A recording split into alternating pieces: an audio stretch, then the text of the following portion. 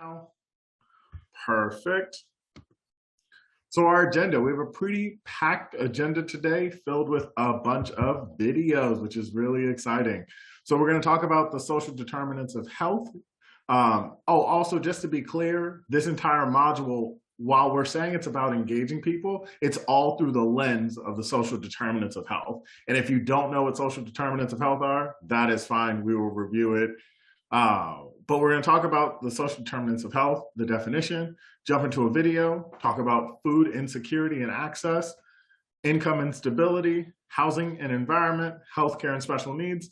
And then we're going to jump into the elevator pitch practice and connecting and encouraging people. So can I have somebody from Syracuse read the learning objectives? Can I have someone from Syracuse? Yes, you can. Thank you. Hi, Stephanie in Syracuse. The learning objectives: review social determinants of health to support effective education and engagement with various populations. Practice introducing yourself to others using an elevator pitch. Connect with community members, faith-based organizations, and others to discuss and encourage vaccination for themselves and their loved ones. Boom, you read that like a pro. Thank you very much. All right, so when we hear social determinants of health, what do you think of? When you hear social determinants of health, what do you think of? Schenectady. Can I have somebody from Schenectady? Tell me what you think. When I hear social, I think friends. So determinants of health, like if I ask my friends for advice, that will probably determine like how I'm going to go about my health choices. Okay, so it's less about yourself and more about the community around you involving themselves in your health and supporting you. You're not too far off. You're not too far off. Anybody else from Schenectady got a guess? Economics, Jabari? Ooh, say more. Economics, say more. So, to determine what sort of health care you're going to receive or your state of your health, your economic situation will determine the sort of providers, the quality of care, and even if you can get health care, even the providers that you are able to acquire, the hospitals. For example, Ellis. It's a hospital here, 2 stars. St. Peter's, right? Yeah, 4 stars, right? And that caters, it's a big network. That's what I think. Okay, I'm loving it. Shalonda, I saw you had your hand raised. You took it down, but I wanted to ask. Yeah, no, that's just because I was literally just going to say exactly what Anna said, just about like socioeconomic status, in regards to like what we had went over and the things that we had learned about Ellis, because of like how that, just how that ties into Schenectady and where we're from out here, and just how that's a social determinant of health.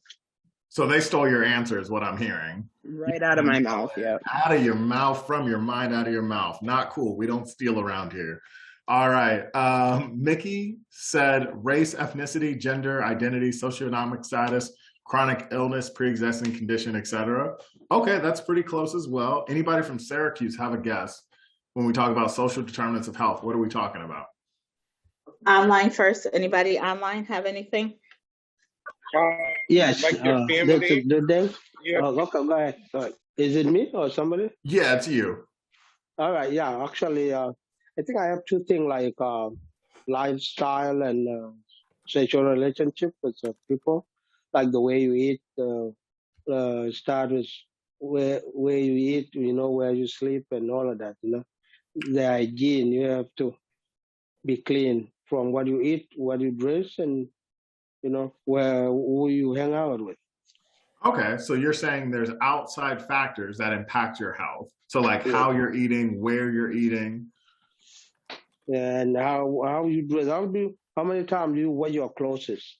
There are some people who doesn't pay attention to those things that can lead into health complications.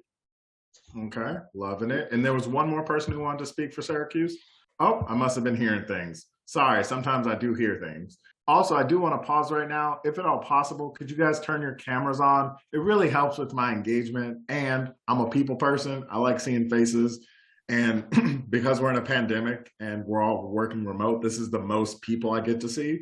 So if at all possible, if you could turn your cameras on, it would mean a lot to me, especially since this is our last session together. So let's make sure it's the best session.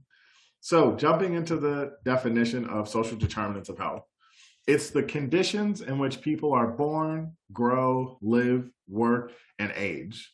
These circumstances are shaped by the distribution of money, power, and resources at global, national, and local levels. And we got that definition from the World Health Organization. And as an example, we're going to share a quick video to explain social determinants of health a little bit more. If you have an issue hearing the video, please let me know.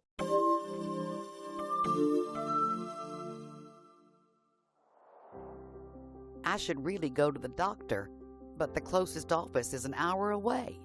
I can't take that much time off work. Since I got laid off last month, I felt so stressed. I need to provide for my kids, but no one is hiring. I don't know what to do. I used to know every single person that lived on my block. Now I don't even recognize the place. There's just no sense of community anymore.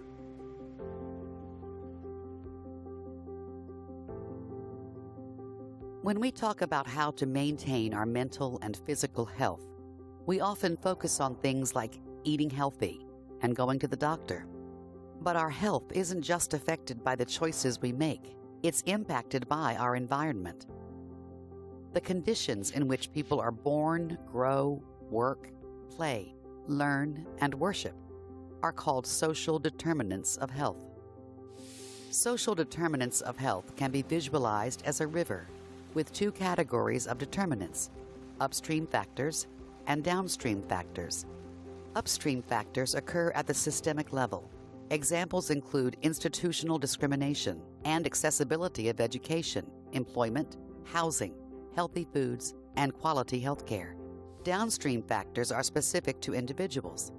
Examples include employment status, level of education, and aspects of identity such as gender, race, and disability status. Just as building a dam upstream impacts the flow of a river downstream, upstream social determinants directly affect downstream ones. Consider race. In and of itself, race does not impact health. Rather, systemic racism leads to consequences like less access to employment and education, which in turn negatively impact health.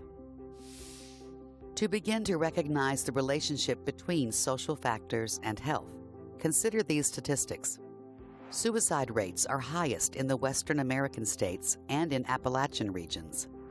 Non-Hispanic Black individuals have the shortest life expectancy of any racial group, and the mortality rate of Black infants is more than double that of white infants. And as compared to people with an annual family income of $100,000 or higher, people with a family income of $35,000 or lower are 5.4 times more likely to experience serious psychological distress, but 10.6 times more likely to go without needed care due to cost. Tackling the social determinants of health, especially the upstream factors, can seem like a huge task, but we can all make a difference by advocating for change in our own communities. A good place to start is with the U.S. Healthy People website. This site has stated goals related to social determinants, which are aimed at improving the following. 1. Access to jobs, food, and housing. 2. Access to education. 3. Community connectedness and inclusion. 4. Access to health care and health literacy. And 5. Neighborhood safety and housing quality. Throughout this process, remember that systemic issues impact individuals differently, that people are the experts of their own lives, and that social structures won't change overnight. But with empathy and sustained effort, we can better the health of everyone. All right, so now I'm gonna hand things over to Emmanuel so we can do a quick video debrief. Give me 1 second to get to the slide. Off to you, Emmanuel. All right. We all watched the video. It's a little heavy, dense. Anytime I hear a lot of stuff, distinguishing between race and all that. I'm very not comfortable, but it's all good. It's one of those things. So, what social determinant of health do you think have the greatest impact on the lives of people in your community or in your region? Yeah, what is this? So that is the first question. And then also the second question is, how do you think the social determinant of health impact the rate of COVID-19 in undeserved, underserved communities? I hope you can hear me though. All right, so those are the questions that we do have. We're just going to go around and then see what you have to say about that. So first, I would like to go online. If anybody online want to help us with it. Yeah, First, yes, this is that thing. So you want Dan, me please to go answer the ahead. first question? Like, yeah, the social determinant, like, if you don't have a job or you have a full job that you cannot live up to, in order for you to be able to eat good food and live in a good neighborhood and also be able to see the doctor. There's a lot of people who cannot go to the doctor because they fear that they cannot be able to afford it. So I think it's one of the social factors. Okay, all right. So I see Shalanda's hand up. Please, you can go. So I think one of the social determinants of health in our community, in Schenectady here personally, would definitely be systemic racism. We are a community, or we are a city that is predominantly Black and brown and marginalized people.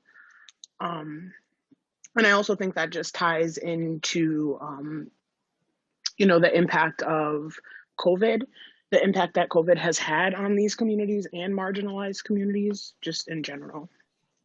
All right. And anybody else? Thank you so much, Dan and Shalanda. Anybody else online? Okay. All right. So let's go to Schenectady.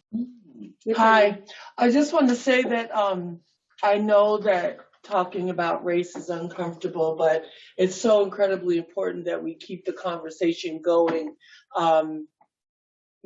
whether we agree on certain points or not. It's incredibly important. Us not talking about race is how we got here. And it's just incredibly important that we always talk about it. Also, I think it was in the heads of the CDC and, where this grant came from and the people who are forming and creating this program. If you see that most of us hired, from what I can see, it's like 99%, Black and people of color, Latina, Mayana. And so I just think that because it was done so intentionally, because the program was meant to be intentional in that it made it safe and not violent for us that look like each other to be communicating with each other. And so, medical racism is a real thing. Doctors across the board is proven data that they believe that Black folks don't feel pain the way that other folks do. Gynecology got its start on Black women who, with no anesthesia, and just infant mortality rates, maternal mortality rates. Even the socio, like racial capitalism, the kind of insurance that we have, so I know it's uncomfortable, but it's incredibly important, and it's the only way that we're going to move the needle. And I think it's a huge reason why we're here. So this is a really important conversation. All right. And anybody? Yes, Anna. Thank Oh, I thought you raised your hand, right? Yeah, I did, Okay. Emmanuel. Okay, the social determinants of health, I think that have had the greatest impact on the lives of people. I think the socioeconomic and all that is important. I think also, and I think that Amy alluded to it, is the experimental, okay, and the research that our communities have undergone, whether it be sterilization, as in the case of Lincoln Hospital, right? Whether it be, right, even methadone, how it was introduced into the Black and brown communities, right?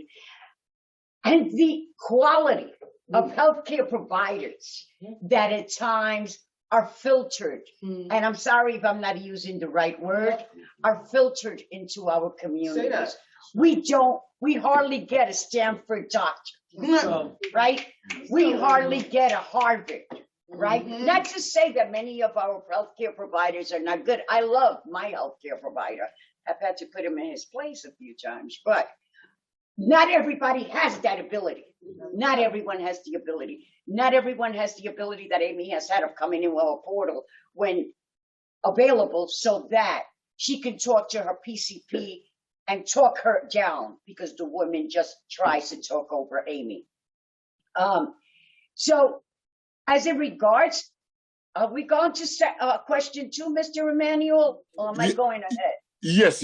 You can take any of them. So and then it has developed because it's already there, the mistrust, the apprehension, okay, the apathy that's part of, plus the whole dichotomy and the politicization of this COVID vaccination that has had an impact. I've spoken to Latino people and they've told me, they want to experiment on me. I want to see them die first before I take the vaccination, right? So I think those things have impacted our communities. And I've always asked, right, the way this thing was rolled out, if it wasn't done intentionally, I'm sorry if I'm being like a little bit biased, to assure that the most people that were dying would be people of color and working class people, okay, and working class people that shut up, and that sometimes they're one and the same. So, and I think that determines. Sorry, I got on a soapbox there, Mr. Emmanuel. No problem. Thank you so much. I love the transition from the medical side and then bringing it to the community. That actually, ties everything in, because if you already know what has happened in the medical world, and then the medical world is also introducing something else for you, sometimes it becomes very difficult for us to accept it. And I think that is why most of the marginalized community really in the beginning refuse the vaccine and all that. And thank you very much for pointing that out.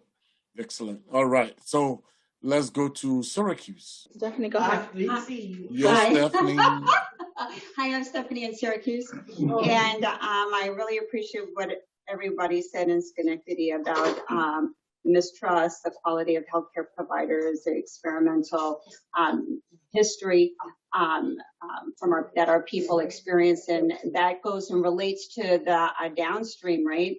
And so with the upstream, as far as medical accessibility to everyone, right? That was going to be my point, but as it relates just specifically to COVID-19, right? So now it's free, right? You don't have to pay for it, and it's available at every pharmacy, right? Every pharmacy you can get vaccinated. So I think the most important part of the upstream is the education, right? Is the awareness and disputing people's hesitancies about getting it, because it's accessible, it's free, and it's so necessary.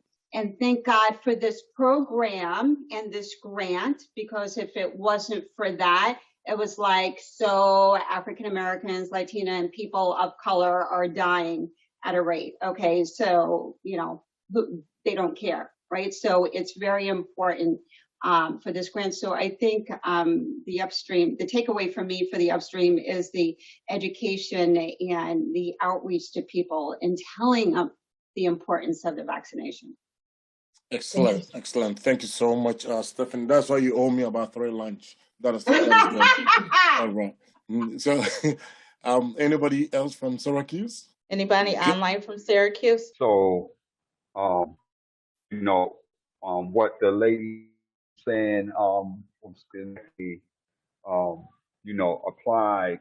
I was concerned about getting my vaccination because uh, and the experience that we have been subjected to, which played a role in me taking the time to do the research that was concerned to take initiative to get the vaccine.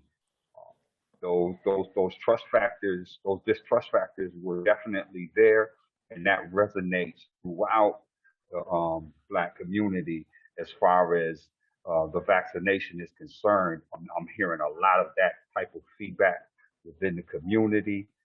Speaking to a gentleman just Sunday, he was reiterating the same thing where he had some underlying health conditions and he came to get the vaccine and he had some adverse side effects from the first shot. He decided, well, I'm not going to the second shot because I almost went blind and other things happened to him health wise and everything. So educating the community is very important, like Stephanie said. Um, um, you know, the programs like this, there, the proper knowledge, the community, so that they could understand the facts as opposed to the mistrust factor. All right. Thank you very much, Clifford. Anybody else online want to say something? If not, we are going to move to the next session. So thank you all for your participation in this topic. And as we've been saying since yesterday, you know your community better. And most of the things that you are bringing up are things that are there.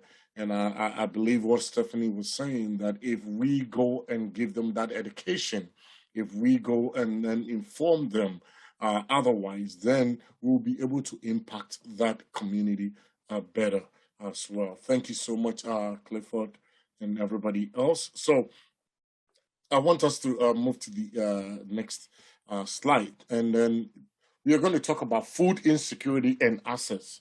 Food insecurity and access. And I believe that when we started this presentation, somebody made mention of it, where, when you live in community, they will not even allow you to even farm in your houses, have your own gardens so that you can have better food, vegetables, and all that. I think that came up. And we are going to look a little bit into it. So those of you online, be ready to help me read my next slide, all right? Be ready to help me do that. If I put you on the spot, please forgive me. It's part of you owing me lunch, so it's okay. All right. Okay. Food insecurity is a measure of the availability of food and individuals' ability to access it. Okay, so we see that most. I was talking to one of community advocates in the Bronx, and then he made mention of this, that right now in the Bronx, every corner in the Bronx do have a fast food. All right, when you live in the Bronx, you cannot get access to fresh produce because they have all this fast food around, and makes it toxic for individuals living there to access that only. And those are some of the things that we'll be talking about here. And please, just fill me in, your community better, and then we will have that awesome discussion. So let's go to the next slide, and then I will ask. Today I've not heard from Alana. So if Alana is on, if you can help me read this. Is Alana on? Okay. If Alana is not on, let me go to Nikki. Nikki, please, can you help me read this? Please, can you unmute yourself? Food insecure at scattered times during the year. These households are uncertain of having or unstable to acquire enough food to meet the needs of all their members because they have insufficient money or other resources of food, food security. These food insecure households obtain enough food to avoid sustainably disputing their eating patterns or reducing food intake by using a variety of coping strategies such as eating less varied diets, participating in federal food assistance programs, or getting emergency food from community food pantries. Very low food security in these food insecure households. Normal eating patterns of one or more household members are distributed, and food intake is reduced multiple times during the year because of having insufficient money or other resources for food. Thank you so much, Alana. Thank you. Thank you for the great read. And I apologize. I see that you're not feeling well. And I'll put you on the spot. Forgive me. Thank you. Thank you very much. You're for fine. reading that for us. So please, I just want us to have about 2 minute discussion on this. Just go to the room to have a feel of how those definitions are there. Food insecure, low food security, very low food security and stuff like that. I just want to, how in your community, how do you feel this impact your community? Anybody can just shout out. Okay, Stephanie? Go ahead. Who, me? Oh, okay. So one of the things about, thank God we have so much more accessibility now to food, even though a lot needs to be done, but we have the food stamp program, we had food banks, and in schools, they have free meals for kids. At some of the community centers, they offer free dinners for kids. So, and for seniors, they also have lunch programs. So thank God we have these, and of course we can always do more. But one of the things I wanted to point out is because of COVID-19, because of the closure of businesses, because of the lack of employment, it brought non-minorities into our world, and they got to face unemployment. They got to face having a lack of food in their home, and they were on the food pantry lines along with us.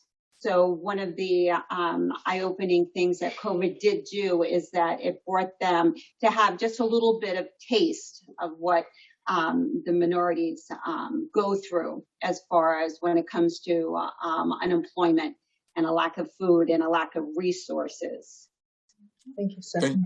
Thank you so much. Thank you for that. That is really awesome. And I think Shalanda, you have your hand up, please. You can go. Yeah. So I just wanted to. I'm not sure if it's clear, but also I'm from Schenectady, like the part of the Schenectady group.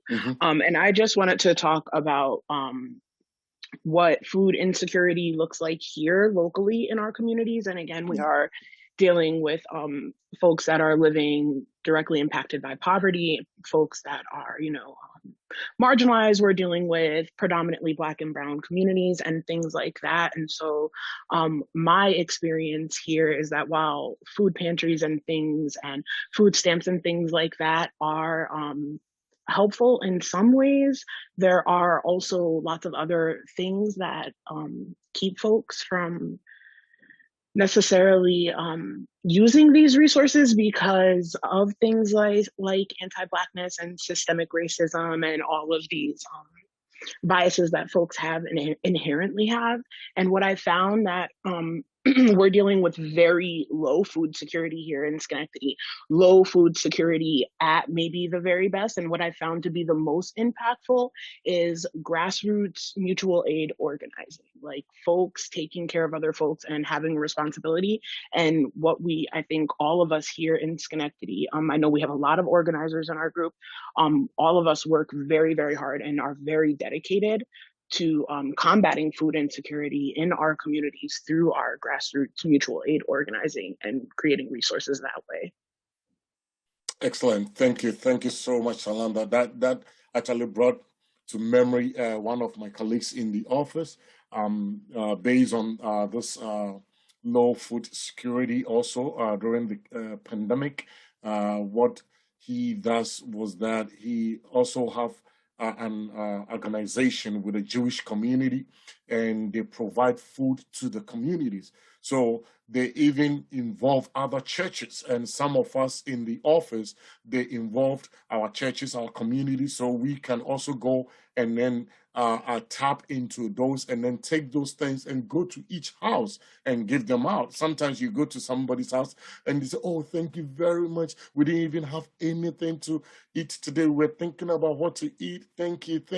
And that gave us, that joy that we are able to help others. And I believe, thank you, Shalonda, that, you guys are mobilizing this and helping do this. Sometimes these food banks are also there and they don't even have volunteers to help share the food to the community, because there are people marginalized that they cannot even go out there to go get the food because maybe they are sick, they don't have anybody and stuff like that. So this is very, very good to hear from all of you concerning this. If nobody have anything else to say, please. Ooh, do you mind if I video? Would you mind if I chimed in real quick, Emmanuel? Please go ahead. So one of the things we talked about when we talk about food insecurity is resources. So if you look at the definition for food insecure, that last piece where it says insufficient money or other resources for food, when you hear that, when you hear other resources for food, what are they talking about? Can I have somebody online tell me, what do you think they're talking about when we say other resources for food? This is good then, maybe food stamp or something that you can trade it in for food. Okay, so we're talking about like additional government assistance. So not just money, but actual assistance from the government. What else? Like food banks, churches, like places you can go to get free food, and they let you know, like, oh, this day of the week we're having a situation going on or an event, and this is what we have. You're more welcome to come. The food is free.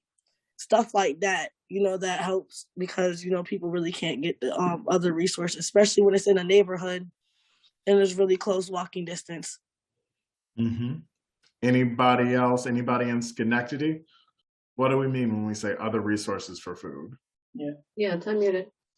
I think of other resources as in like the resources that are here now don't cater to the needs of the people. So the grassroots organization are the other resources that's getting the needs of the people met. Mm-hmm. Food banks, co-ops. Yeah, we got gardens. Yep. Those things that folks kind of rely on their own work and will to make sure they have food. About gardens. Mm-hmm. Also, sometimes like friends or family I was just about to say can be, a resource for food. If you can, go to their house once a week or something, I don't know, or you do a community meal, a neighbor. We historically borrow some hot dogs from the neighbor, and then the other neighbor gives. In our community, one brings the rice, one brings the beans, that kind of a thing. And just while I'm here, I heard the word minority, and if that was talking about Black and brown folks, we are actually the global majority. So it's like, it is a term that we used to use, but it's really outdated. We're not minorities anymore. If it was directed at Black and brown folks, we are the global majority. Yeah. Thank you for that.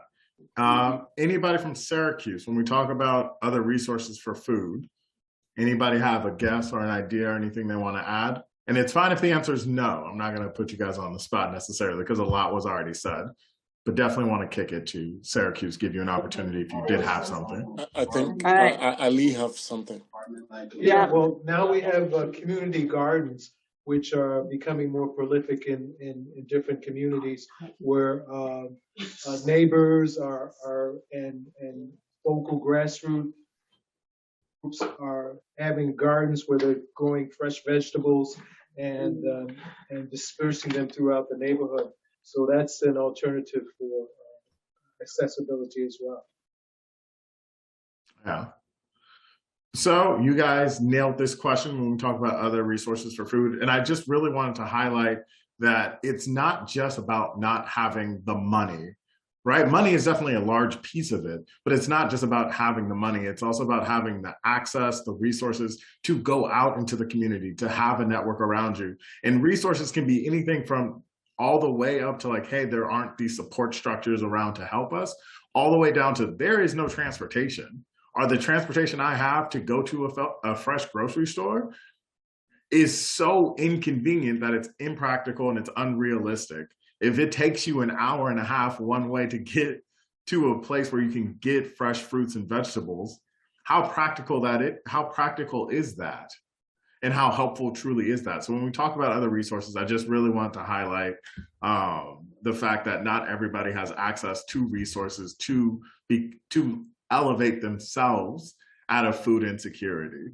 Yes, somebody from Schenectady.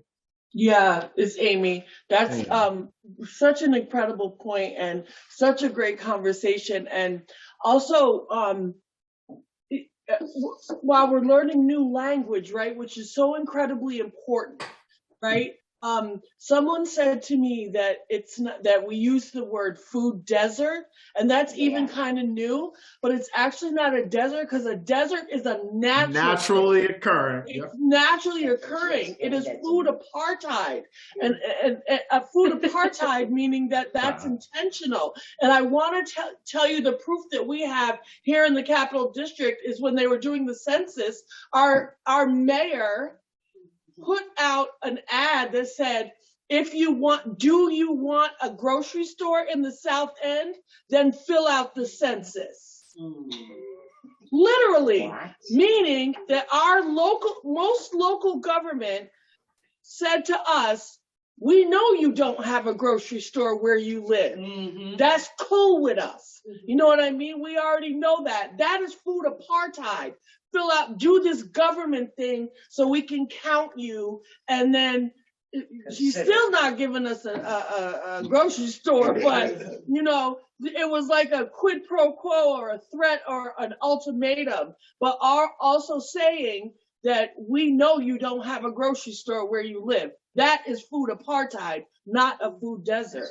That's why language is so incredibly important, especially when we're going and talking with our community, which is our family. Yeah. I do want to apologize, Amy. I cut you off. I get really excited sometimes. So apologies for cutting you off. I promise it wasn't malicious. I just get really excited talking about specific topics. All right. Sorry about that once again.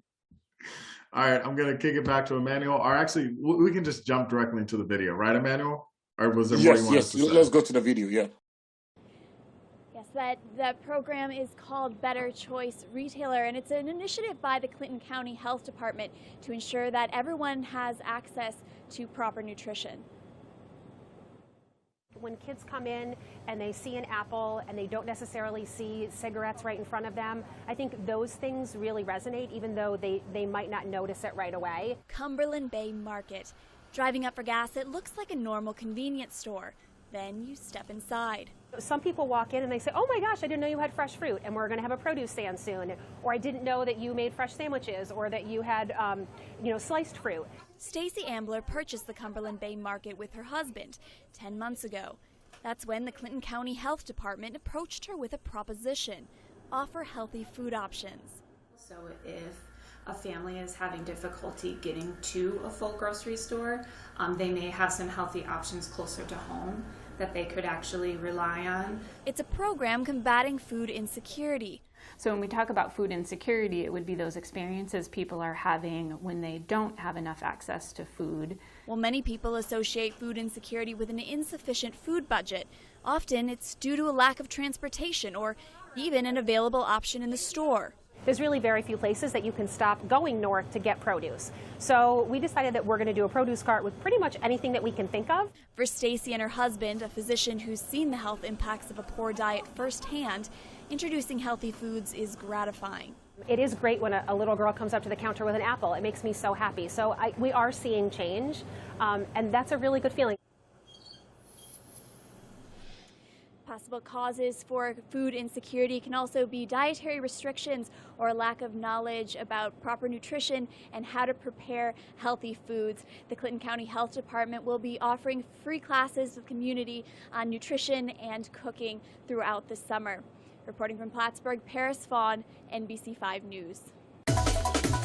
All right, thank you so much for that video. So those questions are very specific, and I want to see if we can get through that quickly. Have you noticed any changes like this in your community? If yes, what is it? And I heard Emmy saying that they were promised a grocery store, but it never came. So have you had had any changes like this in your community? No one?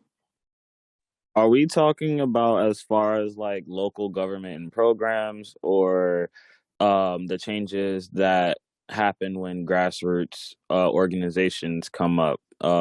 Because as far as like local government and county government and things like that, it would definitely be a no.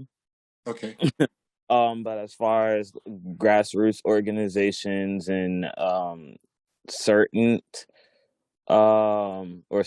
nonprofits, a very small portion of nonprofits actually did step up and create food gardens.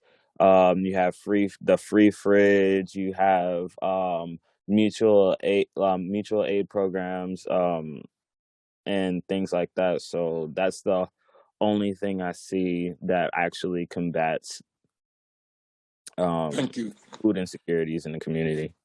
Yes.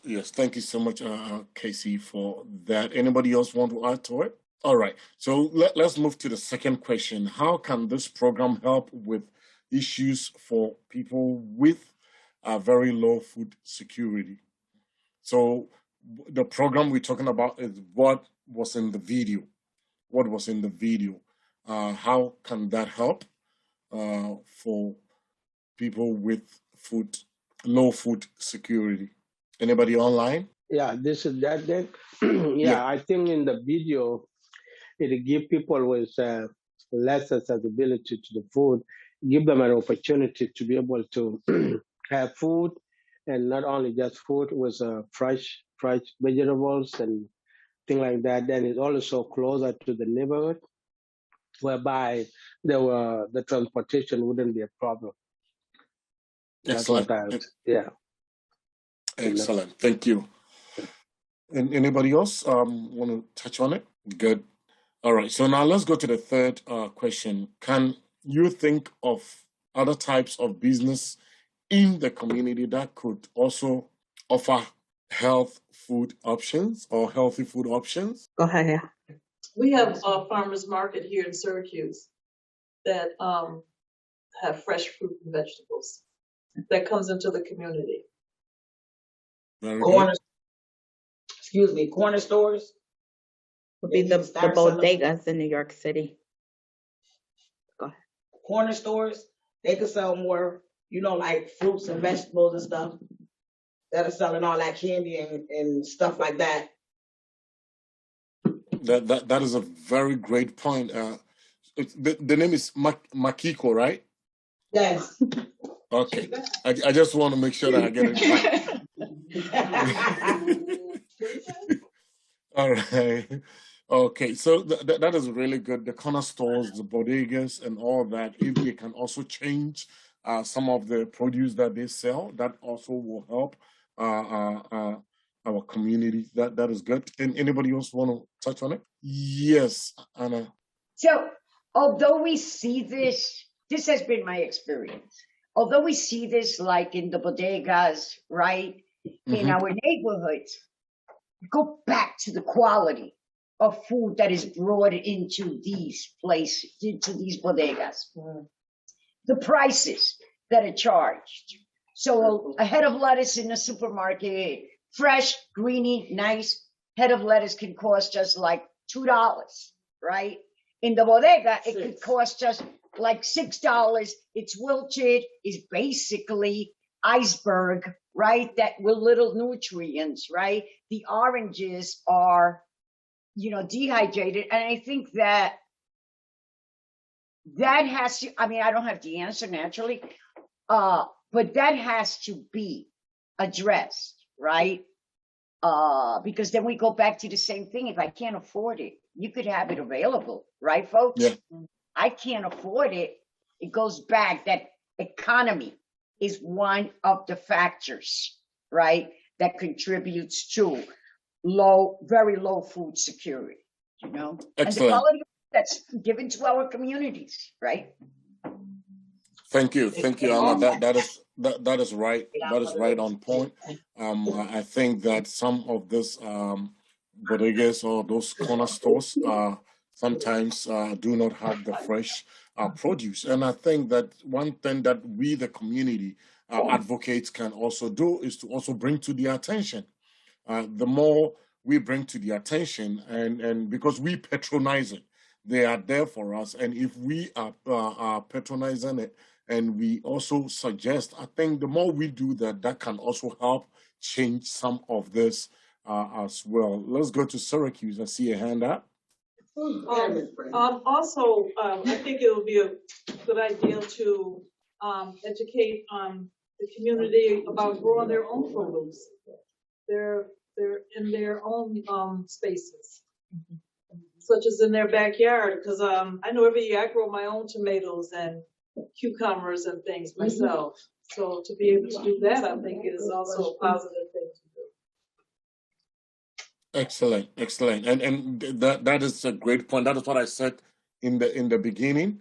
In your community, it's possible for you to do that, but in other communities, they are not even allowed to do that, and that is also something that I think in the beginning of this training came up, and then it just really resonated with me so much. So I take that on. So if we can encourage our neighbors, our friends, our community, those who can, to actually have their own gardens, that will also help as well. Shalanda? Yeah, I just wanted to agree with Anna, just as far as the exploitation of poverty by these bodegas and these corner stores in, again, like predominantly Black and Brown communities. But I also just wanted to speak to the fact that like healthy looks different across different cultures and just for inside different communities. And I also just wanted to talk to, just speak a little bit about the fact of like this idea of, just that it's harmful to perpetuate this idea, this narrative that like,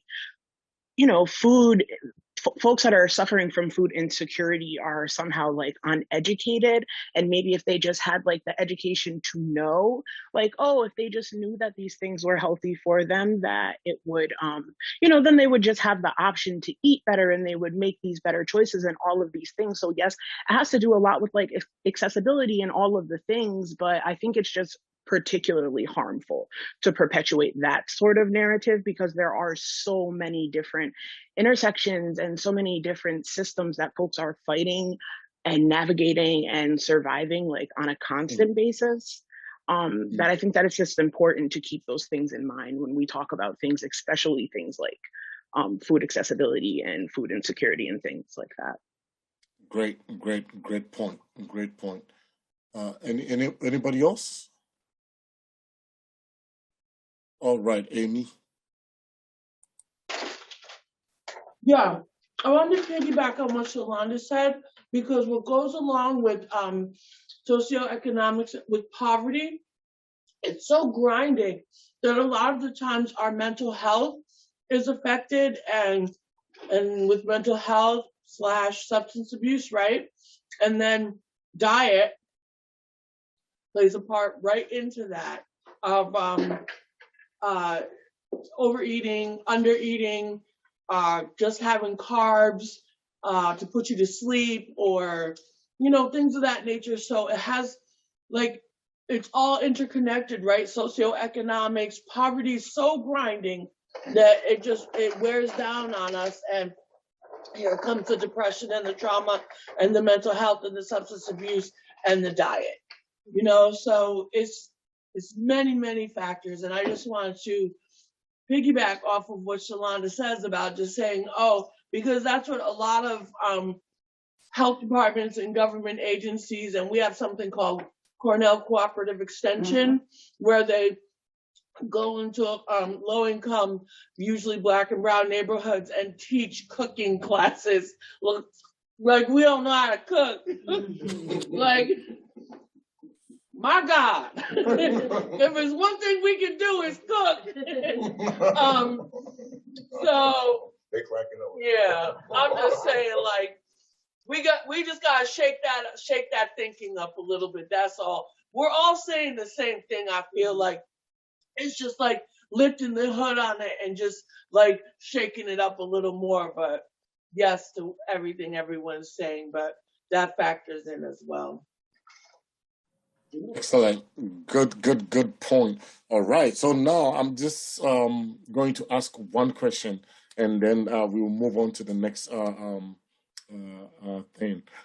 So, as a community health worker, as a CHW ambassador, how can you improve your community with this knowledge when it comes to food security and all that? How can you improve your community with this knowledge? So we've talked about the situations, we know what is happening, but as a CHW, as an ambassador going out there, being employed, for you to go out there and then advocate, how can we improve? I see a hand in Schenectady, please. Yeah, I see for like if I was out there and I was presented with these issues, I'll point them to the free store. I said, Shalonda, here's the issue, like for food insecurity or anything, they need clothes or something, and I know Shalonda provides that service. I will point them to a service that I know that is safe and will give them what they need. Excellent. Thank you so much. I didn't get the name. Queena. Mm-hmm. Okay, excellent. Thank you for that. So I believe that is awesome. Syracuse, is anybody also there want to tell me how? The reason why we all have that understanding is because when we go out there, the reason why we are doing engaging people is that when we go out there and people are facing these problems, what are we going to tell them? Already we know the problems, we've already mentioned them, but as a CHW, what do I have to do? What do I do in the thick of affairs when I see somebody? And Quina, thank you very much for saying, because you know people who have these resources, you point them to that, and that is excellent point. So anybody in Syracuse want to add to it? Stephanie? Yes, so because we're CHWs, and because we have the information and the knowledge and we know about the resources, we can refer them, especially if we have an individual contact. We can refer them, and so instead of us actually doing it ourselves, we can be a resource for them to be able to get the help that they need. And by being there and visiting them and understanding and them relaying what their needs are, we can be an advocate as well. So it's a very, very important job that we have. You guys have something back there? Or you good? They're good? Okay. You're good. All right. Thank you so much, Stephanie, for that. And Amy said something earlier on that brought my attention to it right now. Say about cooking, having nutritionists coming to your area, trying to come and teach you how to cook. You try that in my community, they will kick you out because their spices are different. The spices are different. They want things hot. And you can't come and teach them how to cook with that. So stuff like this is very good, and the referral and all that. But since we are CHW, we come from those communities. When we go there, we will be able to help. If some of us do have a nutrition background and stuff like that, when we start talking about it, it kind of resonates with them because they know that we know and we are part of them. So that communication changes than somebody, a nutritionist coming from somewhere else, coming to teach us how to cook and all that. Thank you very much for bringing all this up. Excellent. All right, Jabari, are you there?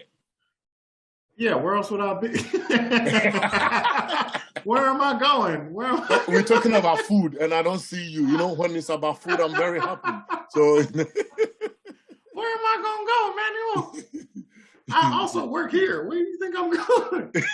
I need this paycheck. Excellent. All right. So, speaking of paycheck, now we're going to talk about income stability and economic opportunity. So, when you hear the word income stability, what comes to mind? When you hear the word income stability, what comes to mind? Can I hear from anybody online? Can I hear from somebody online? Sure, quick Ryan.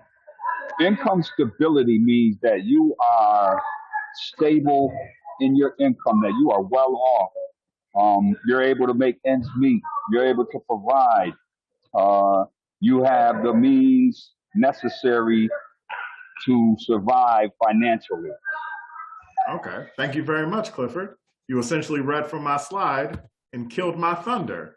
But income stability. Oh, give me 1 second. Surviving under capitalism. We got some responses in the chat. I want to uplift them to make sure everybody's being heard. We got surviving under capitalism and having enough money or resources to live comfortably. So you're all essentially correct. So income stability is an evaluation of how dependably you can continue to bring in the amount of money that you are currently earning. Income instability is defined as repeated changes in income that are unpredictable or unintentional and do not lead to improved economic circumstances. So if we're defining income stability as an evaluation of how you can dependably continue to bring in the amount of money that you're currently earning, can somebody tell me from Schenectady a type of job or a job that would lead to income stability? A type of job or a job that would lead to income stability? Shit, healthcare. Healthcare, so like working in the healthcare field? That gives you, right? CEOs, major CEOs. corporations. Yeah, bankers. Bankers. Any managerial or supervision position. Okay, so you're all definitely right. Those are definitely roles where you can achieve income stability. It definitely varies in the healthcare field because healthcare field, there's a role called CNAs where they may potentially, depending on your role, depending where you're working, et cetera, they may not have income stability, but overall, overarching, yes. And so when we think about income stability, a good example is salary positions. So positions where you know on the 1st and the 15th, I'm going to get paid X amount. Nobody's going to minimize my hours. Nobody's going to take that away from me. I can anticipate what I'm going to get paid. Now, if we're defining income instability as repeated changes in income that are unpredictable or unintentional and do not lead to improved economic circumstances, what type of jobs would set you up potentially for income instability? Can I get somebody from Syracuse? What type of jobs would set you up to be potentially income unstable? Go ahead, Yeah, Stephanie. I would say working for a daily labor company or temporary jobs where you don't even get a W-2. You're just temp. Yeah, temp work. Anybody else in Syracuse? Anybody else in the classroom? Going once, going twice. Okay, where else? Okay, so can I get anybody on the line? Anybody on the line?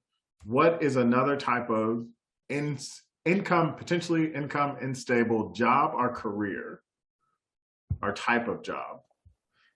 I would say the entry-level jobs, a lot of them, specifically in Schenectady or the capital region, don't offer linear movement most times. So they'll keep you at entry level for years and years and years. So I would say most of the entry level jobs. Entry level jobs. Yeah. Love it. Shalonda wrote in the chat, service jobs, fast food, and retail. So those were actually the answers I was looking for, because fast food and retail are one of the top 3 job categories in America.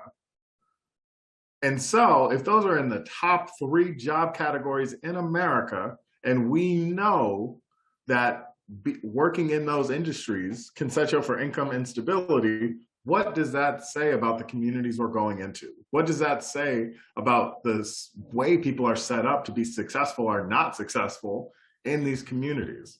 Sorry, those questions have to be rhetorical because we do need to move on. I want to get you guys out by 12:30. So give me 1 second. We're going to jump into a quick video. As always, if the video is too low, let me know and I can fix that. I'm beyond fearful, I'm petrified.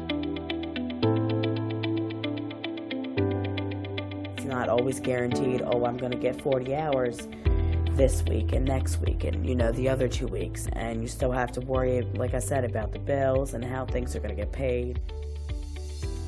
The hours, my main concern, and I'm not able to support my family, provide for my family like I want to. What is income instability? It's repeated changes in income that are unpredictable or unintentional, and that do not lead to improved economic circumstances. Low-income families often experience quite a bit of income instability. Much of this is tied to the nature of many low-wage jobs. If you think about work in the service sector, it's often odd hours and unpredictable schedules.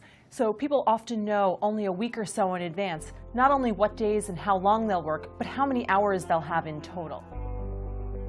1 week I'm getting 30 hours. Next week I'm getting 25. Then it's like 15, then I'm actually working a 1 day or 2.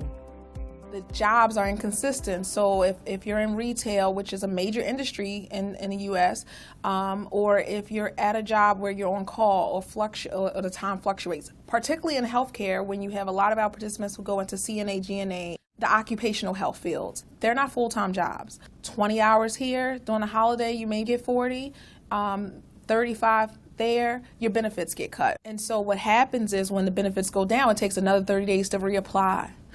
And then you have to prove that you do not have this income. If your hours jump up and down, you're constantly in DSS because you're trying to adjust your benefits.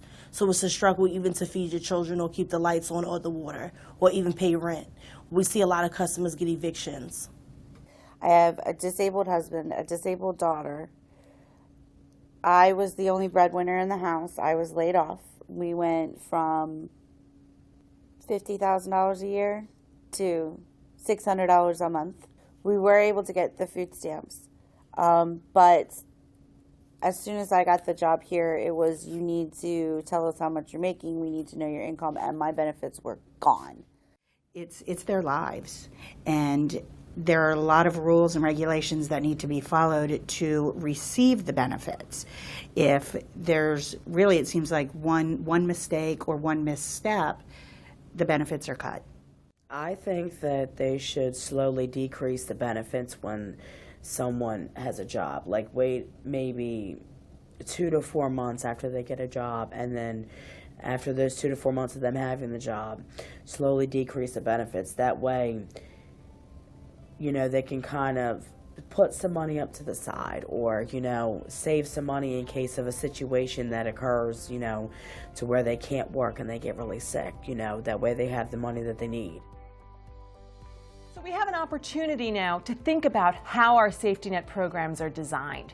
And there are ways that practitioners and policymakers and researchers can work together to try some different things and to look at how we consider family income and eligibility for these programs and when we start to reduce people's benefits.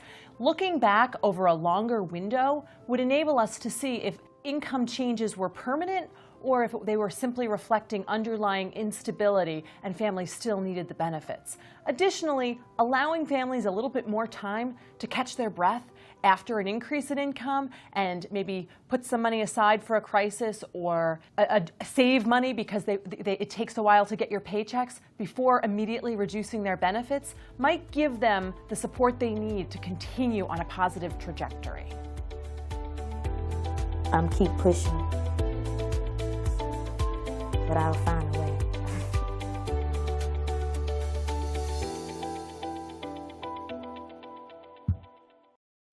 All right.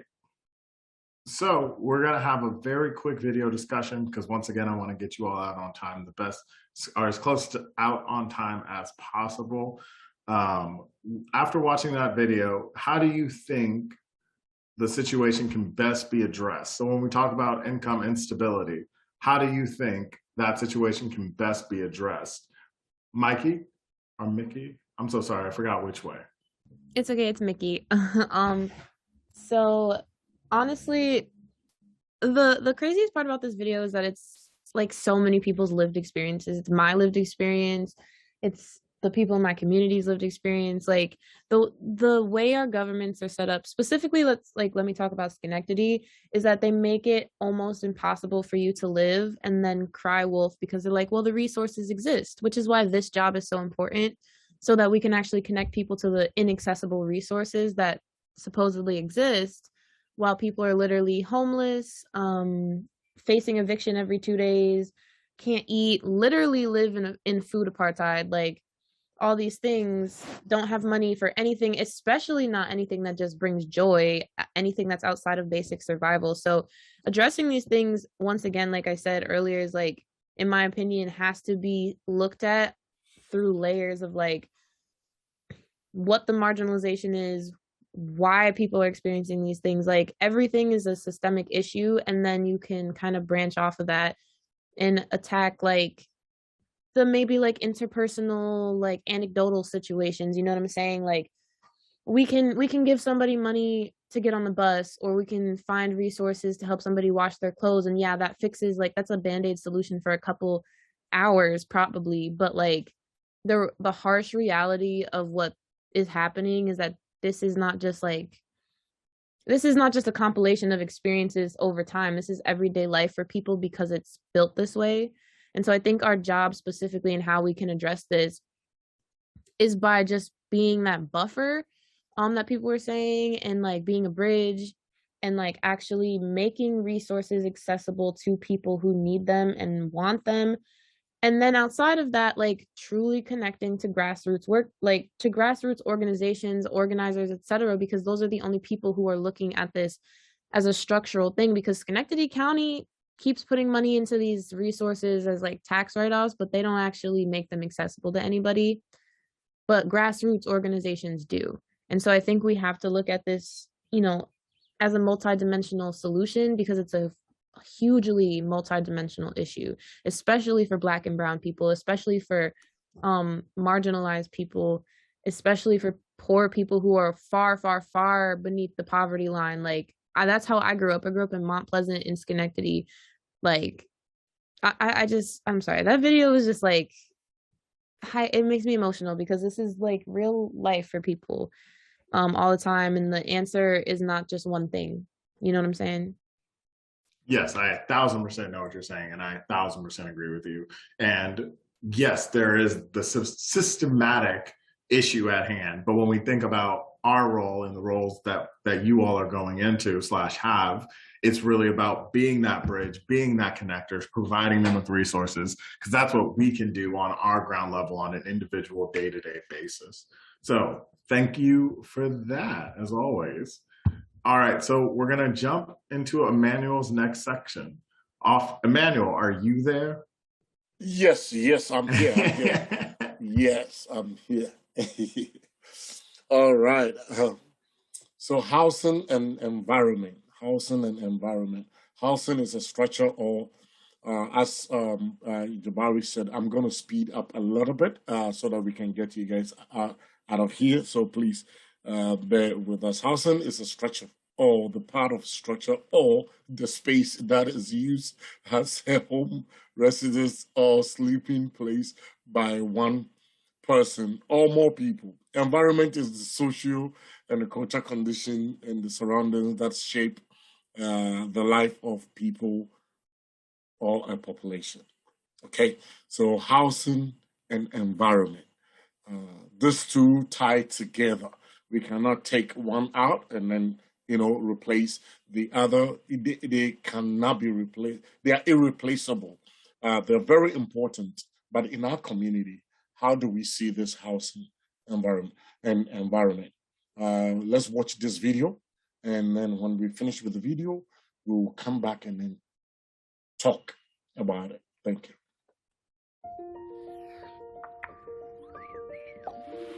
What determines how long we'll live?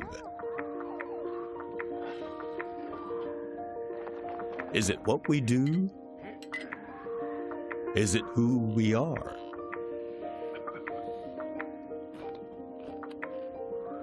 Actually, when it comes to predicting how long you'll live, your zip code is more important than your genetic code. Here's how this works. Meet Deb and Maria.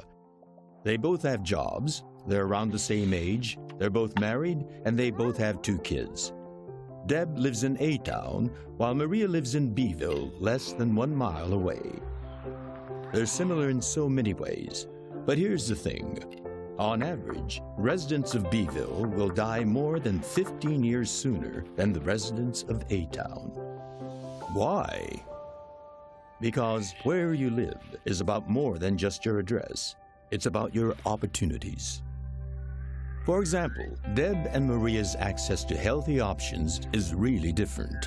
In A-Town, Deb's family is surrounded by healthy food options, including farmers markets, specialty shops, and grocery stores. The air in A-Town is cleaner and fresher, and there are lots of safe, clean parks where Deb can exercise and her children can play. A-Town has good public schools for Deb's kids and easy access to emergency and preventive health care. On the other hand, B-Ville has broken, badly lit sidewalks, and the parks are unsafe. The air is filled with truck exhausts from the nearby highway. And for food options, Maria's only choices are B-Ville's many liquor stores, fast food places, or convenience stores. The schools in B-Ville are overcrowded and undersupported. And even if Maria can get her kids into better schools far away, she needs to figure out how to get them there without access to a car. So for Maria, having to juggle so much to find healthy options can be an overwhelming source of chronic stress, which is a serious health risk factor. In fact, for all the residents of B-Ville, chronic stress drives health problems like obesity, diabetes. I am so sorry, my video just stopped working. I will get us back to the same location. Apologies. Because where you live is about more than just your address. It's about your opportunities. For example, Deb and Maria's access to healthy options is really different. In A-Town, Deb's family is surrounded by healthy food options, including farmers markets, specialty shops, and grocery stores. The air in A-Town is cleaner and fresher, and there are lots of safe, clean parks where Deb can exercise and her children can play. A-Town has good public schools for Deb's kids and easy access to emergency and preventive health care. On the other hand, B-Ville has broken, badly lit sidewalks, and the parks are unsafe. The air is filled with truck exhausts from the nearby highway. And for food options, Maria's only choices are B-Ville's many liquor stores, fast food places, or convenience stores. The schools in B-Ville are overcrowded and undersupported. And even if Maria can get her kids into better schools far away, she needs to figure out how to get them there without access to a car. So for Maria, having to juggle so much to find healthy options can be an overwhelming source of chronic stress, which is a serious health risk factor. In fact, for all the residents of Beeville, chronic stress drives health problems like obesity, diabetes, asthma, and heart disease. How did A-Town and Beeville get so different? Well, in many cases in cities and towns across California, the root cause was racial and economic discrimination. Over the generations, poor white people and people of color were pushed to less desirable parts of town, where banks refused to lend money, businesses left, jobs too, schools declined, and the neighborhood crumbled. Everyone who could move away did. And what's more, when communities like A-Town and Beeville are so unequal, Beeville isn't the only one that suffers. Because it turns out that not only is your zip code a predictor of how long you'll live, so is what country you live in. Countries with the greatest income inequality have the lowest life expectancy. So even Americans like Deb, who are white, insured, college-educated, and upper income, die younger than their peers in other countries. In fact, our life expectancy is 43rd in the world, and that number is slipping. In the end, our biggest health risk may actually be inequality, and extreme inequality hurts us all. So what do we do? Well, if we're all going to be healthier, we don't just need to help the folks in Beeville beat the odds. We need to change the odds for everyone. And that's what we're doing. There's a movement happening. We're Californians. We don't... Good video. And I see Clifford writing in the chat, United States has a lot of Beevilles. Yes, or Beevilles. Yes, and how does housing and environment determine impact a person's life? What type of health problems are linked with chronic stress? Do you think that income inequality is the single greatest source of lower life expectancy? Why or why not? So all these 3 questions are here. You can choose whichever one and you can just answer them for us. So right now, I want to see if my friends online can help me, or I will go to Schenectady. Anybody online? Sure. Yes, please. Definitely, I believe that inequality is a key factor in some of that lower life expectancy because of the disparities that we face and the stresses that we go through and the poverty that we're under, in that regard. I think that plays a key factor in life expectancy. Thank you very much, Clifford, for that. Anybody else online, or we go to Schenectady? Yes, do they online? Yes, thank. Yeah, okay, I will be able to answer to, number 2, like what kind of health problem are linked with chronic stress? It's like like if you don't have good job or you don't have a good relationship with people, that actually can cause chronic stress because you are not happy. You are being isolated. You look like you are a problem to yourself, but you are not really a problem to yourself. Is the system who did that to you, or because of historical racism that is hunting you down? So yeah, you can have a chronic stress because of those things. And then when you have a chronic stress, it can lead into an unhealthy life because you're not going to live a better life. You will turn like you become a criminal and you become anything that can push you around. So it's that's how I see about it. All right, thank you, Deng, for that. And Shalanda is saying high blood pressure, substance and alcohol abuse are all health problems that can be linked to chronic stress. Now let's go to Skinitady. Thank you, Shalanda, as well. Skinitady. Yeah, well, I can see heart problems and everything linked to they say what type of health problems are linked with chronic stress. I can see heart problems. Huh? I said chronic baldness.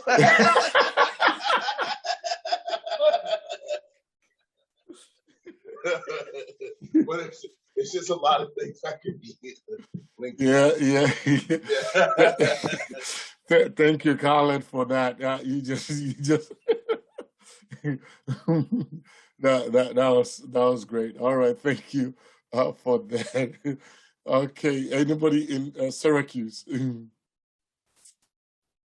Yes. Yes, Edwin. Yes, thank you, Emmanuel. For me, the greatest challenges we're having is the disparity, income disparity. You know, as soon as the government care enough for the people, the country will change. Let me explain. I remember one time when I came to the United States. I've been working all the years I am here. And one time I lost my job, and I went downtown to get some help. And they look at me like, what are you doing here? I've been paying taxes for over 20 years. And so 3 months after that, I found a job. And because I was making $7 more, they cut the benefits. They cut the benefits that I was receiving. So to say this is that when you see the how they have the banks in 2008, 2009, they had the banks with a lot of money for them not to go under. And when you see the people that are trying to get pay their rents, and they go to foreclosures, and the government then come to their rescue. And when you see something like that, you see the rich getting richer. You see like 200 families get the richer than the 95 or 98 percent of the population combined. So until those people care, nothing will change. That's right, Ella. That's right, baby. That's right. Well said. Well said. Well said. Thank you so much for that. For us to meet our time, I think Corbin has his hand up quickly, and then we will wrap up. I just wanted to say, like, for me, I seen the first question. Housing is a basic healthcare need. It's for when someone doesn't have proper housing, they can't meet those healthcare needs the basic healthcare needs, like taking their medications, just basic things for life. Like, it just doesn't work, like, at all. And I'm speaking from someone who has suffered from chronic homelessness in my lifetime. Like, it just doesn't work. I'm not worried about when I'm homeless. When I was homeless, I wasn't worried about taking medications, living healthy, eating healthy. None of that worked. Like, it just was the furthest thing from my mind. The only thing on my mind was where I'm going to sleep that night. Yes, and I think most people can relate to that. That situation as well. Thank you very much for that. Okay, I see Genius hand up as well. Oh, it was That a was a mistake. mistake. Okay, all right. So at this moment, I'll hand over to Jabari. All right. Thank you so much, Emmanuel. And because we want to get you guys out of here, but we also don't want to take away from your experience, with your permission, and we're going to do a simple thumbs up if you guys can agree to this. We'd like to take an extra 5 minutes of your time. Once again, we don't want to cheapen this experience. You guys have given us a lot of rich dialogues. So can we get an extra 5 minutes of your time? Can I get some thumbs up? Okay.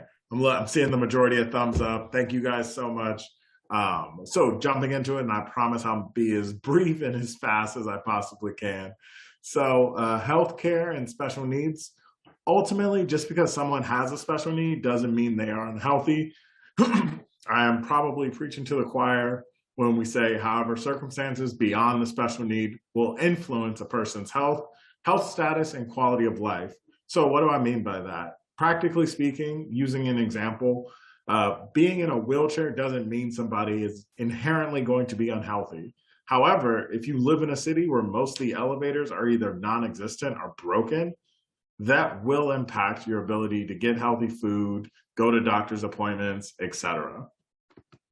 When we talk about special needs, there's 4 major types. We have physical, and some examples are muscular dystrophy. We have behavioral / emotional, and an example of that would be bipolar or ADHD. We have developmental, an example would be Down syndrome. And sensory impaired, an example of that would be blind or someone who is visually impaired. Moving forward, we're going to talk about income insecurity and special needs. So reasonable accommodations under the Americans with Disability Act. When we say reasonable accommodation, essentially what we're saying is an assistance or change to a position or workplace that will enable an employee to do their job despite having a disability. And the ADA gives employees with disabilities the right to request reasonable accommodations that will allow them to do their job. An example of a reasonable expectation or reasonable accommodation would be a special phone message system for deaf or hearing impaired employees that flashes instead of ringing. So there's also educational accommodation. So community members with special needs may need accommodations in order to attend school. And under New York state law, many types of educational services are available to community members with special needs. And it's important that you become familiar with these resources so you can help clients to access the resources that they need. We're gonna skip this activity, but I'm gonna hand it back to Emmanuel to do some Vax Facts. Off to you, Emmanuel, Vax Facts.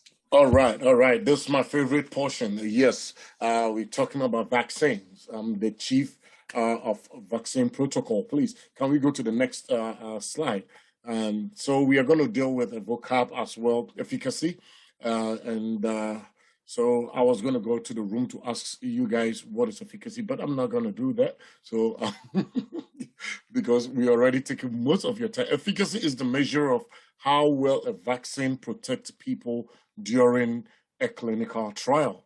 And we can testify that with all these 3 vaccines that the United States was using, all of them have a very high efficacy rate, and that makes it very, very good for you and I to take that vaccine.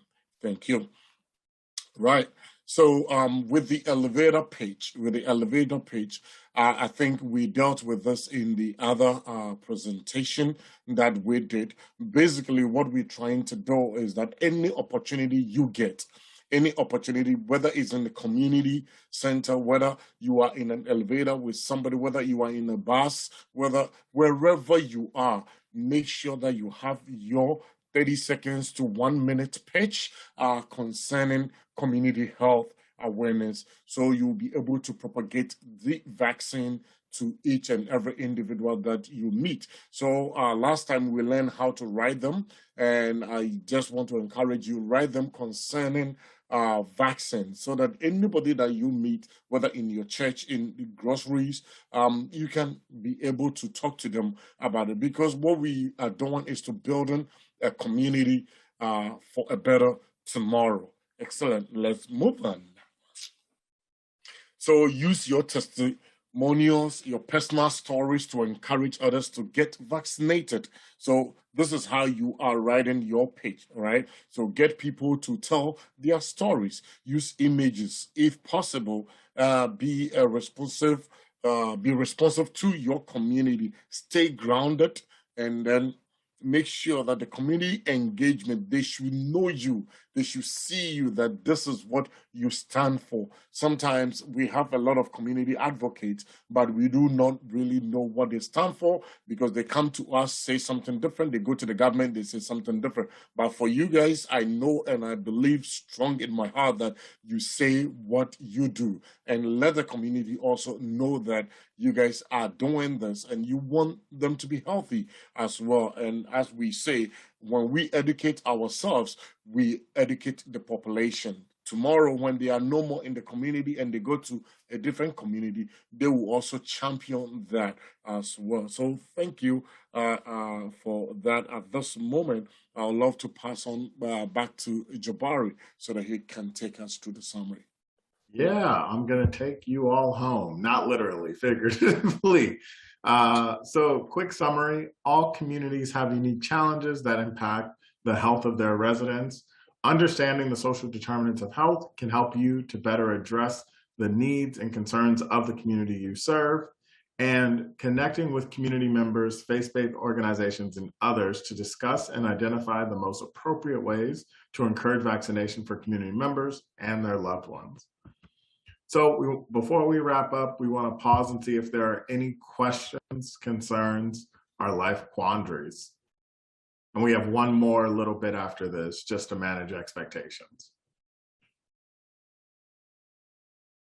All right. Hearing no questions, seeing no questions, we're going to jump to the last little section. Is the evaluation and learning circle. So real quick, if we can go around, and I really want to know, what are you walking away with? What resonated with you? What did you learn today? So what are you walking away with? What did you learn? What resonated with you? What are you walking away with? Let's start off in Schenectady. This is Amy. I just want to say that this has been the most robust, rich, wonderful conversation and day of training yet. And I don't know why, but it just felt like a big family gathering, and that, you know, we've kind of hung out with each other for a little while now, and we just finally got really, really real. And those are the conversations that are incredibly important to me and are incredibly important to model in our communities, because there is no us and them. They said it in the video, and I say it all the time. I've been doing direct service work for over 20 years, and people are the experts in their own lives. And I guess that's what I wanted to say. I appreciate you, Emmanuel and Jabari, for facilitating this conversation today. I really do. We appreciate your engagement. All right. Anybody else in Schenectady before I jump to Corbin? No, don't call Corbin. Don't call Corbin. We love Corbin. Don't call Corbin. What did Corbin do to you, Emmanuel? Don't play with Corbin. No, he's doing that on purpose. Corbin, go ahead. I didn't know y'all was fighting. I just wanted to say we're gonna miss you, Jabari. We're gonna wait for Emmanuel for you to come and visit with Emmanuel when he brings us our lunch. Aw, stop it, guys. I'm gonna miss you guys too. I'm sad that this is the last session. I had a lot of fun. And ultimately, since we get on soapbox this session, let me hop on my soapbox real quick. It's honestly been a joy and a pleasure to work with all of you. As a trainer, I definitely come into rooms being like, I have information to share, but ultimately I learned so much from all of you. And I appreciate you all being authentic enough to correct me when I'm misspeaking and sharing your personal life stories. It enriches me as a trainer professionally and also enriches me as like an individual person. So sorry, that's the longest way to say thank you. I'm going to miss you guys and I appreciate your time. But back to the learning circle. Anybody? Thank you. I think Gabriel says something in the chat. Oh, you're right. Gabriel said in the chat, I enjoyed listening to everyone's different life experiences and viewpoints. This topic feels like it hits close to home for a lot of people. I'd agree with that. In our last 30-ish seconds, is there anybody else who'd like to share what they learned, what they're walking away with? I believe I saw a hand in Syracuse. Yes. Okay, go ahead. You go first. No, you go first. Lady first. No, you first. Lady first. Somebody Okay, all right. Somebody just go. Stephanie, I just want to say that I just learned so much today. It was just so rewarding. And one of my favorite aspects was the PDSA, the Plan, Do, Study, Act, which I can use in my personal life. And then I appreciate all the information that we have been given so that we can be advocates in the community. And I also appreciated when I was corrected when I was calling us a minority and realizing that we are the global majority and referring to us as brown and black communities. I mean, just so helpful. I can't tell you how much I appreciate learning. So it's been really, really gratifying. Thank you. I want to say my name is Curtis. I want to say I appreciate I learned from most stuff like this because in the day I see everything that happened in my community. So I'm basically trying to bring all that information back to my community, my little small area, and change their little attitudes and their little mindset and see what the outcome be of this one. All right, and with that final comment, I'm gonna let you guys go to. My bad. One last one. That's okay. This is Makiko. I would just like to say that I really enjoyed everybody from Schenectady, people online, new friends and stuff that I didn't know here in Syracuse. It was nice meeting everybody, and it's going to be a pleasure to work with all of them.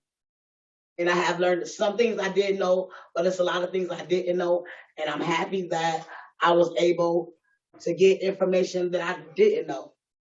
Love y'all. I appreciate it. Love you, Syracuse. Hey, this is Dudeng. I'm so happy. Thank you. I learned a lot. That's what I love to hear. And I do want to uplift a comment that was in the chat. Alana said, I enjoyed learning the new information about healthcare. I did enjoy the new knowledge. Now I can go in the community. Among those, I know friends, family, etc., and share what I know. I learned more things to help with my health and others. So once again, it's been a pleasure. Definitely going to miss you guys. Sad that our time has to come to an end. But I know you're all going to do great. And I'm personally very proud of all of you.